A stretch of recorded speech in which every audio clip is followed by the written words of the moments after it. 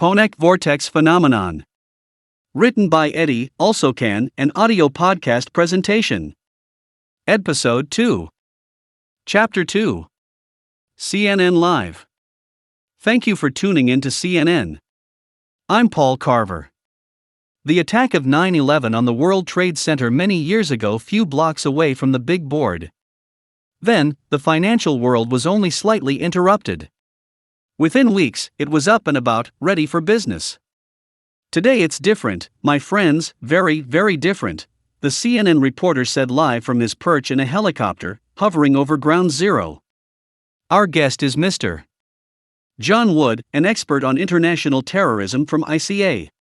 Thank you for joining me. Tell me, John, what evil people will do such a thing? Thank you for having me. Well, Paul I don't have all the answers. Consider the reality. That it's such horrifying destruction. It could only be a well-planned attack. Wood tried to wipe the dust off his face, but instead made it worse. Yes, who do you think has done this? The work of one or many? It could be any one of our enemies, Paul. You'll be surprised how many enemies we have. Oh, no, that. I don't want to know, Paul said, shaking his head and cracked a smile. The word, security, keeps popping up in the news after September 11th, Wood wiped a dirty tissue on his face. So they decided to fortify the exchange last October. It was completed just last month. But what's this? Carver said. Listen. Wood stopped Carver. During the security upgrading, very possible, I repeat, very possible, I'm speculating here. There could be a security relapse. You know, workers were given unrestricted access. That gave the enemies a chance of a lifetime to get under the exchange. Yes, physically under the building through tunnels, secret passageways and the sewage network, all around the block. Unknown to most outsiders, a death trap was in the making. Wood hesitated when Carver puts up his index finger, left hand holding the microphone. Powerful explosive made this destruction? Yes, stockpile could easily reach tons during the months of construction. The interview continued between Carver and Wood. Meanwhile, ground level, the CNN Unit 5 crew arrived Ground Zero. The stench of death and sewage greeted their noses. The earlier couple from Unit 2 went missing. No trace. The Unit 5 female interviewer was sobbing. Cameraman focused on her face, streaked with tears. The camera lens was momentarily blackened. A finger could be seen cleaning the lens. Okay? The cameraman said.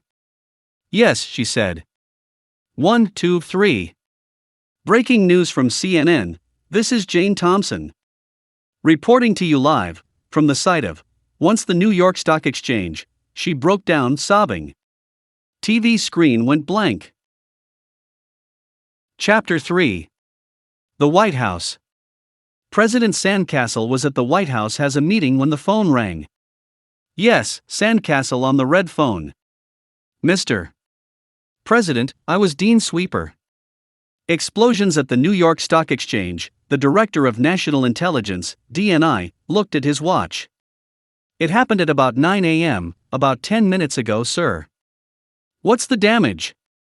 He shifted his eyes non-committed to Helen Benton sitting opposite, the first black lady vice president of the United States of America. We don't know yet, Mr. President. I'm putting you on speaker, Dean. Sandcastle pressed a button and the voice of the DNI came out crisp and clear. Mr. President, there was an explosion at the New York Stock Exchange. Switch on the TV, sir, it's on CNN. They could hear emotion in Sweeper's voice. I want to be informed. Sandcastle felt lightheaded. Problems. Yes, Mr. President. Get going, problems.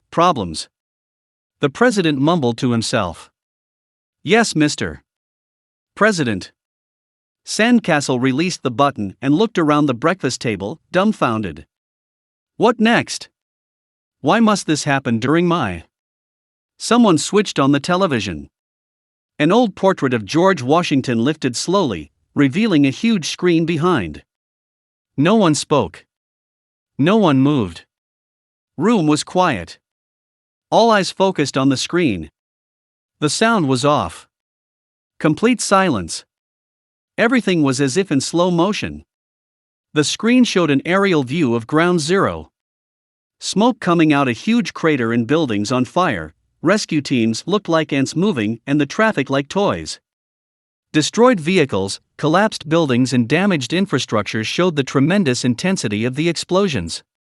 "Switch it off," Sandcastle said and pointed a finger at the National Security Advisor, NSA. "Shit. Say something." "It's your call, Mr. President," the NSA said. Okay, my call, but say something." "Sir, this may not be the only attack, so get the hell out. I'll call the CSG meeting." "Duty calls," the Secretary of Defense said. "Excuse me, Mr. President and Madam Vice President, I've much to do."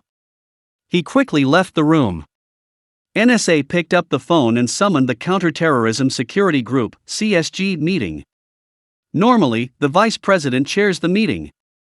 But under emergency procedure, the senior operations personnel would take over the proceedings and the report sent to the cabinet. "Give me the report ASAP." The President said of the NSA, "I've got to go." Suddenly, Secret Service men appeared and escorted the President of the United States, POTUS, and the First Lady of the United States, FLOTUS, through a secret passage underground to a waiting helicopter. They were whisked away to an undisclosed destination. Instruction was out to evacuate the White House.